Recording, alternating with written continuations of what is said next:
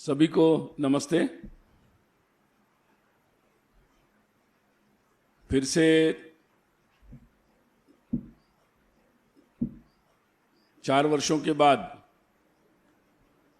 बेंगलोर के इसी परिसर में राष्ट्रीय स्वयंसेवक संघ की अखिल भारतीय प्रतिनिधि सभा की बैठक हो रही है। आने वाले परसों यानी 21, 22 और 23 मार्च 21, 22, 23 मार्च इन दिनों में अखिल भारतीय प्रतिनिधि सभा की बैठक इसी परिसर में होगी। बैठक में देश भर से चयनित प्रतिनिधि उपस्थित होंगे और उसके साथ संघ के विभिन्न स्तर के जो पदाधिकारी है, कार्यकर्ता है, वो भी उपस्थित रहेंगे। 21 मार्च को सुबह 9 बजे बैठक का शुभारंभ होगा और 23 शाम तक बैठक चलेगी। बैठक में ये बैठक प्रतिवर्ष होती है और संघ की दृष्टि से जो इसका स्थान है, निर्णय की दृष्टि से सबसे वरिष्ठ स्थान है, सबसे महत्वपूर्ण बैठक है संघ की रचना में। बैठक के प्रारंभ में ही संघ के जो सरकार्यवाह है दत्तात्रेय होसबले जी, वो अपने पिछले वर्ष का जो वृत्तांत है, रिपोर्ट 24-25, ये जो वृत्त होगा वो प्रतिवेदन सबके सामने रखेंगे और विशेष रूप से पिछले वर्ष के शाखा कार्य और अन्य जो कार्यक्रम, संघ की भूमिकाएं जो भी होगा उससे संदर्भ में कार्यवृत्त वो प्रस्तुत करेंगे। इसके साथ ही देश भर के अलग अलग प्रकार के प्रांतों ने जो कार्य किए हैं वो भी अपना निवेदन बैठक में प्रस्तुत करेंगे। कई प्रकार के विशेष कार्यक्रम, उपक्रम, कई विशेष प्रसंगों पर जो भूमिका संघ के कार्यकर्ताओं ने ली है उसका भी वृत्त और विश्लेषण यहाँ पर किया जाएगा। सभी जानते हैं कि जो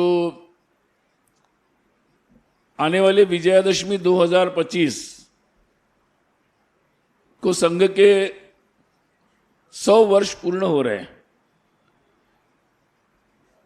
1925 में 1925 में संघ का कार्य नागपुर में प्रारंभ हुआ था और उसके बाद देश भर में इसका विस्तार हुआ। अभी उस कार्य को इस वर्ष 100 वर्ष पूरे हो रहे हैं। इस निमित्त जो कार्य विस्तार की जो पूरी एक योजना थी, एक्सपांशन ऑफ अवर शाखा वर्क, इसकी भी पूरी समीक्षा इसमें होगी। जो लक्ष्य रखे थे उस संदर्भ में भी समीक्षा होगी और साथ ही विजयादशमी दसरा 2025 से 2026 ये जो एक वर्ष है ये शताब्दी वर्ष माना जाएगा, centenary year, Vijayadashami 2025 to Vijayadashami 2026। और इस दौरान जिस प्रकार के कार्यक्रम, उपक्रम, जो भी प्रोग्राम्स होंगे उसके बारे में यहाँ निर्णय लिया जाएगा और बैठक के अंत में फिर वो सार्वजनिक भी किया जाएगा, आप लोगों को भी बताया जाएगा। सामान्यतः समाज के सभी लोगों तक पहुंचना, अपने विचारों को पहुंचाना, अपने कार्य को पहुंचाना, विचारों की स्पष्टता करना, तो एक तरीके से ये एक व्यापक आउटरीच इस शताब्दी के वर्ष में मुख्य रूप से किया जाएगा। साथ ही समाज के बहुत सारे लोगों की जो सहभागिता है, संघ स्वयंसेवकों ने जितने सारे कार्य हाथ में लिए हैं उसमें समाज के सब लोगों की सहभागिता को कैसे बढ़ाया जाए और उस संदर्भ में भी आह्वान इस शताब्दी वर्ष में किया जाएगा। जैसे कि पहले भी बताया था कि पंच परिवर्तन, इस विषय में के बारे में भी यहाँ व्यापक चर्चा होगी और लोक सहभागिता इसमें कैसे बढ़ाई जाए, लोगों को कैसे जोड़ा जाए, समाज की विभिन्न संस्थाओं को कैसे जोड़ा जाए, इसके बारे में भी, कार्यविधि के बारे में, एक पैटर्न के बारे में भी यहाँ पर चर्चा होगी। पंच परिवर्तन में जैसे पहले भी बताया था कि सामाजिक समरसता, सोशल हार्मोनी, कुटुंब या परिवार प्रबोधन, फैमिली अवेकनिंग, पर्यावरण के अनुसार अपनी जीवन शैली, स्व के अनुसार अपना जीवन और नागरिक कर्तव्य, इन 5 विषयों पर ये विशेष रूप से योजना बनेगी। मुख्य रूप से जब भी ऐसे सारी ये बैठक होती है तो देश भर के कार्यकर्ता आते हैं और अपने अपने जगहों पर जो परिस्थितियां बनती है या उनके जो अनुभव आते हैं, तो देश से जुड़ी हुई, देश की सुरक्षा, देश का हित, इससे जुड़ी हुई सभी बातों पर वो अपने अनुभव और अपनी जानकारियां यहाँ सबके सामने रखते हैं और उस आधार पर आगे की भूमिकाएं भी तय होती है। तो इस दृष्टि से इस बैठक में भी चर्चा होगी और विशेष रूप से 2 रिजोल्यूशंस, 2 प्रस्ताव इस बैठक में कल कार्यकारी मंडल के सामने अनुमोदन के लिए प्रस्तुत किए जाएंगे और उनके अनुमोदन के बाद वो प्रतिनिधि सभा के सामने भी रखे जाएंगे।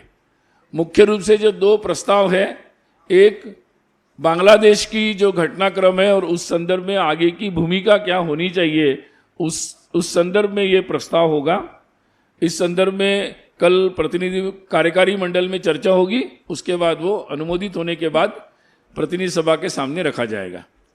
दूसरा जो प्रस्ताव होगा वो संघ कार्य की जो 100 वर्ष की जर्नी है, यात्रा है, और उसके संदर्भ में होगा। उसके संदर्भ में समाज के प्रति कृतज्ञता का भाव भी होगा और आगामी योजनाओं पर भी उस प्रस्ताव में चर्चा होगी कि आगे आने वाले समय में संघ क्या करना चाहता है, क्या विचार रखता है। तो ये 2 प्रस्ताव विशेष रूप से इस प्रतिनिधि सभा में लिए जाएंगे और बाद में आपको इस प्रस्ताव के बारे में विस्तार से बैठक के अंत में हम जानकारी भी प्रस्तुत करेंगे। हम सभी जानते हैं कि अपने देश के इतिहास में बहुत सारे ऐसे वीर और वीरांगनाओं ने देश की एकता, अखंडता, सुरक्षा के लिए अपना योगदान दिया। इसी भूमि से रानी अब्बक्का, उनका भी जो योगदान है, उनका जन्म 1525 यानी लगभग 500 वर्ष पहले हुआ था और उनके विशेष योगदान को गौरवान्वित करने की दृष्टि से एक वक्तव्य भी यहाँ पर जारी किया जाएगा उनके 500 वर्ष के निमित्त। विशेष रूप से आगामी समय में जैसे प्रतिवर्ष संघ शिक्षा वर्ग होते हैं, संघ कार्यकर्ताओं जो शाखा के स्तर पर कार्य करते हैं, वो अपने कार्य को और अच्छा करने की दृष्टि से विभिन्न स्तर के उनके प्रशिक्षण के आयोजन होते हैं और इस वर्ष भी इन प्रशिक्षण वर्गों का आयोजन हो रहा है, जिसमें हम लोग जिनको कहते हैं संघ शिक्षा वर्ग, कार्यकर्ता विकास वर्ग प्रथम और कार्यकर्ता विकास वर्ग द्वितीय जो होता है वो नागपुर में ही आयोजित होता है, बाकी प्रांतों में आयोजित होते हैं। तो इस बार ऐसे कुल मिलाकर वर्ग 95 ऐसे प्रशिक्षण वर्गों का आयोजन होगा। सामान्यतः अप्रैल से जून के बीच में इन वर्गों का आयोजन होने वाला है। इसमें विशेषता ये है कि अंडर 40 एज के लोगों के लिए जो प्रशिक्षण है, ऐसे लगभग 72 वर्ग होने वाले हैं और बाकी अबो 40 to 60 इस एज के जो लोग हैं उनके लिए 23 वर्गों का आयोजन होने वाला है। तो ये भी एक विशेष योजना है और शताब्दी वर्ष के कार्यक्रम उपक्रम ये ध्यान में रखकर फिर अपने पूजनीय सरसंघचालक और माननीय सरकार्यवाह दत्तात्रेय होसबले दोनों के और बाकी संघ के जो पदाधिकारी है उनके प्रवास की योजना को भी आयोजन इसमें शताब्दी कार्यक्रमों को ध्यान में रखकर ही किया जाएगा। आप जानते ही है कि संघ की इस बैठक में अपने संघ के पूजनीय सरसंघचालक डॉक्टर मोहन जी भागवत, माननीय सरकार्यवाह दत्तात्रेय होसबले जी, सभी सहसर कार्यवाह डॉक्टर कृष्ण गोपाल जी, श्रीमान मुकुंद जी जो अपने कर्नाटक के ही हैं, और श्रीमान अरुण कुमार जी, श्रीमान रामदत्त जी और श्रीमान आलोक कुमार जी और अतुल लिमय जी, ये अपने जो संघ के सहसर कार्यवाह थे वो सभी कार्य विभाग के प्रमुख, कार्यकारिणी के सदस्य, ये सभी लोग उपस्थित रहेंगे। और उसके साथ साथ ही विभिन्न संगठन जो संघ प्रेरणा प्रेरित ऐसे 32 संगठन के जो प्रमुख पदाधिकारी हैं, सामान्यतः राष्ट्रीय उनके अध्यक्ष, महामंत्री और संगठन मंत्री या उनके सह संगठन मंत्री, ये लोग यहाँ इस बैठक में अपेक्षित रहेंगे, जिसमें मुख्य रूप से मजदूर संघ के अध्यक्ष श्रीमान हिरणमय पंड्या जी और उनके संगठन मंत्री श्री बी सुरेंद्रन जी, राष्ट्र सेविका समिति जो केवल महिलाओं में ही कार्य करता है संगठन, उसकी प्रमुख संचालिका वंदनीय शांताक्का जी, भारतीय जनता पार्टी के अध्यक्ष जगत प्रकाश नड्डा जी, उनके संगठन मंत्री श्रीमान संतोष जी, विद्यार्थी परिषद के राजशरण शाही जी राष्ट्रीय अध्यक्ष और संगठन मंत्री आशीष चौहान जी, विश्व हिंदू परिषद के अध्यक्ष श्रीमान आलोक कुमार जी, महामंत्री मिलिंद परांडे जी, वनवासी कल्याण आश्रम जो विशेषकर वनवासी क्षेत्र में कार्य करता है उसके अध्यक्ष सत्येंद्र सिंह जी और महामंत्री योगेश बापट जी, इसके साथ ही किसान संघ, विद्या भारती, सेवा भारती, संस्कार भारती, हिंदू जागरण मंच, सक्षम, ऐसे कुल मिलाकर 32 संघ प्रेरित संगठन उसके पदाधिकारी, मुख्य पदाधिकारी उपस्थित रहेंगे। बैठक का शुभारंभ जो होगा 21 तारीख को 21 को सुबह 9 बजे 9 AM पुष्पार्चन, भारत माता के चित्र के सामने पुष्पार्चन के साथ शुभारंभ होगा और उसके पश्चात तुरंत एक प्रेस ब्रीफ यहाँ पर आप लोगों के लिए आयोजित किया जाएगा। दूसरे दिन 22 तारीख को भी दोपहर में हम लोग अपने जो प्रस्ताव वगैरह होंगे या और भी जानकारियाँ होगी उस दिन की, उसकी जानकारी के लिए एक प्रेस ब्रीफिंग रखेंगे, उसकी सूचना आपको मिलेगी। और 23 तारीख को अंतिम जो दिन है उस दिन दोपहर में सुबह 11:30 बजे 11:30 उस दिन अपने संघ के सरकारेवा दत्तात्रेय होसबले जी प्रेस को एड्रेस करेंगे, प्रेस कॉन्फ्रेंस करेंगे, उसमें वो सारी जानकारी भी देंगे बैठक की और साथ में आपके प्रश्नों को भी लेंगे, तो क्वेश्चन आंसर भी रहेगा। तो ये इस तरीके से फिर से 4 वर्षों के बाद बेंगलोर में संघ की महत्वपूर्ण अखिल भारतीय प्रतिनिधि सभा की बैठक होने जा रही है। तो मैंने संक्षिप्त को मैं आपको उसकी जानकारी दी है। इसके बैठक के संदर्भ में कुछ पूछना चाहते हैं तो आप लोग पूछ सकते हैं।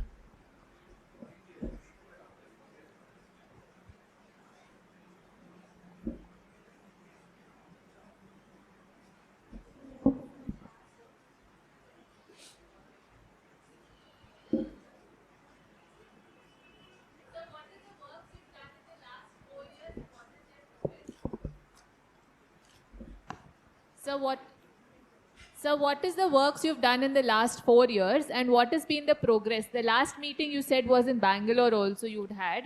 Can you tell us what all has happened so far? First question. The second question is there has been a news that the number of people joining the Sangh has come down, especially with Congress criticizing a lot and putting a lot of pressure in Karnataka. How much of that is true?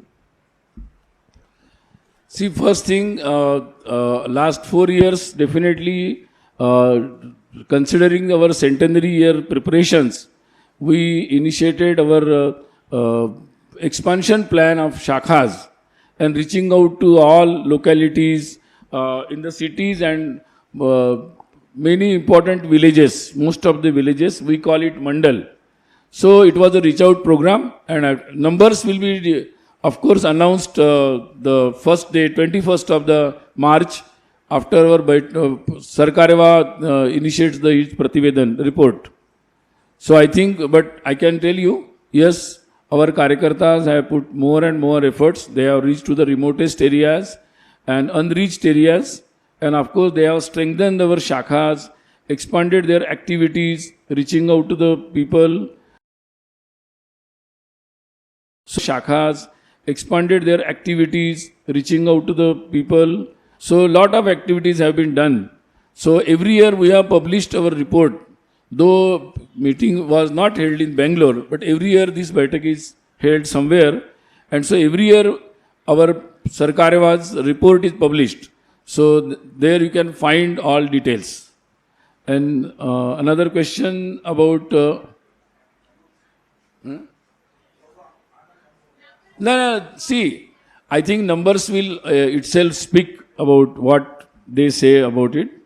I think I should not explain it, but I can just assure you that more and more youngsters, they are joining Sangha. Even if we could not reach to the people, they are asking us from our website join RSS. They are trying to reach us that we want to join the RSS, and almost more than 1.2 lakh people, youngsters, they every year they reach to us through our website, and on the ground through our shakhas we reach out to the people. That number is so big. So I think that question is not proper. Huh?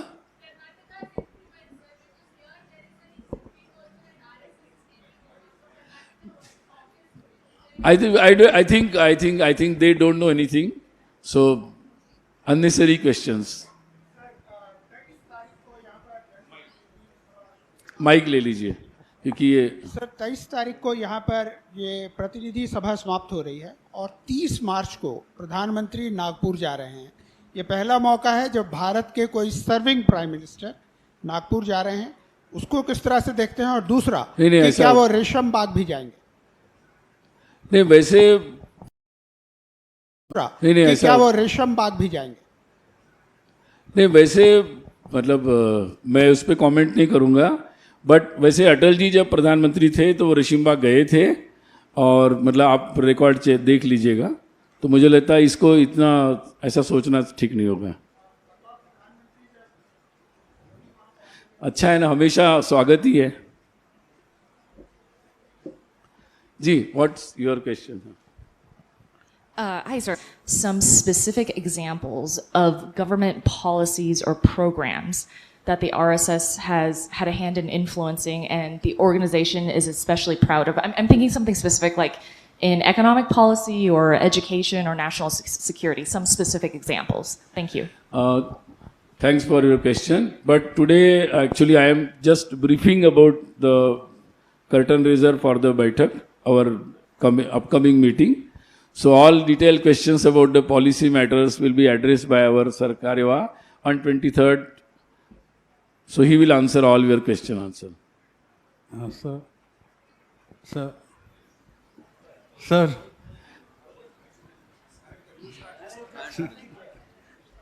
Sir, can you just throw some light on the two resolutions? This is the first time you're making the announcements about the two resolutions, especially Bangladesh. Just in detail, you speak in English, sir. The details will be, because it is to be discussed in the Pratinidhi Sabha and then it will be resolved. Then only it will be official. But of course, everybody is aware about the atrocities happened in Bangladesh on Hindus and other minorities. Earlier also RSS condemned, and of course we participated in the demonstrations everywhere. So we are very much keen that anywhere, either in Bangladesh or anywhere in the world, Hindus' security, Hindus' their pride, their sensitivity should be respected. So that's the main point.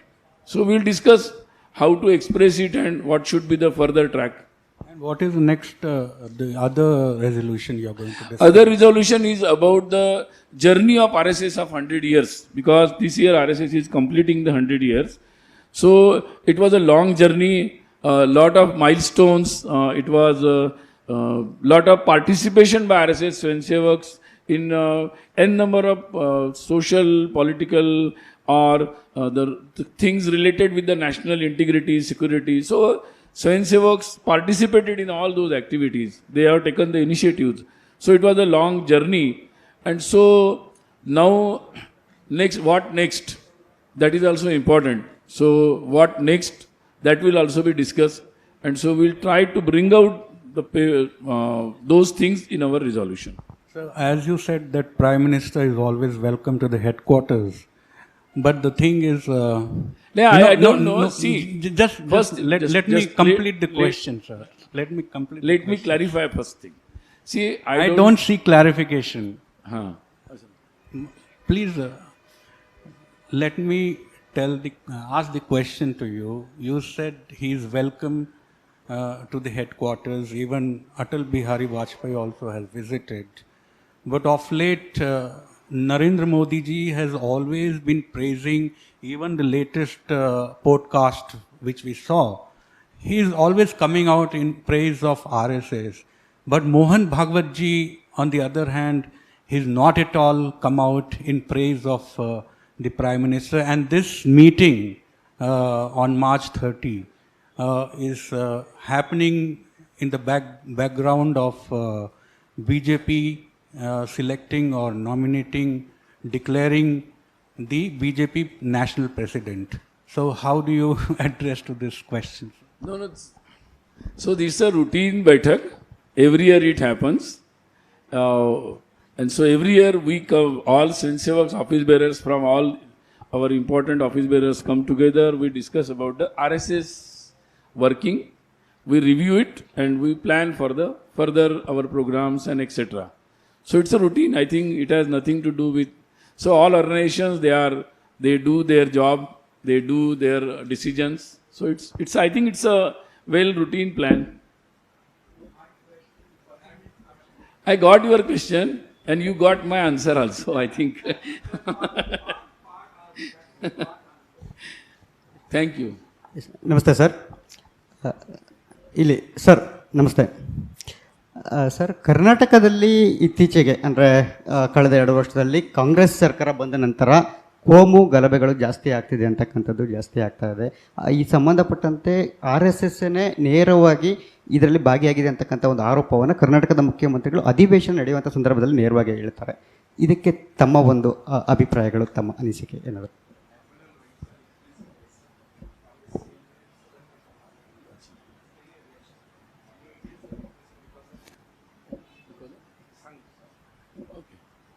See, I have not seen that video or that news. I am not aware about that. But I can say about RSS. RSS is working with the people for the nation building activities. Our Swayamsevaks are involved in the nation building activity peacefully. And so from day one, Vijayadashmi 1925 to this day, we are involved in the, we are clear from our side. So I think Sir, I for have a today, question. Sir, I have one question. It was just briefing for Baitak only. एक सवाल मुझे भी आपसे पूछना था sir, जो नागपुर में हो रहा है और जो हम वायलेंस देख रहे हैं, I want to know how important it is because it happened a few metres away from the headquarters of the RSS. Is Aurangzeb relevant today? And the Chief Minister of Maharashtra also said that this was a pre-planned attack. And right now we've also have the police also investigating this. What is your take? What is the RSS take on this? Because it was led by the VHP there. What do you think is the RSS take on this? See, any type of violence is not good to the health of the society. And I think police are have taken the cognizance of it. And so I think they will go into the details. And that's the point.